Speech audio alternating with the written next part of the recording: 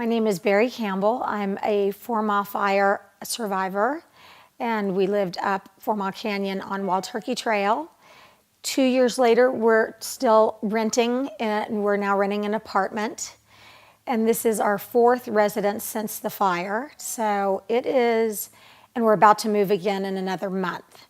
So that'll be our fifth place in 2 years. So it's very unsettling to be so nomadic since the fire, especially since we lived in our homes before the fire. We only had two homes, each about 10 years. So it's a very unsettling place to be moving this many times and be this displaced since the fire. We are probably not planning on rebuilding. We've gone back and forth, but at this point, with all we've been through, it's just a little much for us to take on that kind of project. So we will probably not rebuild. We will probably rent for a little while longer and then try and figure out what we're going to do from there. So there's been a few different reasons why it's what's taken so long. The biggest one was the insurance process. That took us 18 months, and really it was pretty much the battle of our lives. Not to say there's people who didn't have it much worse, and obviously people dealing with illnesses, things are much worse.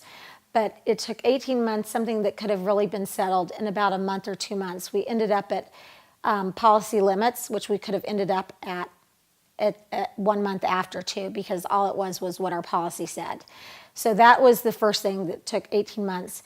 Then also the other thing that slows us down is our life would somewhat be in transition in the next few years anyway. Our youngest son will be going to college, so we would be considering doing something different anyway.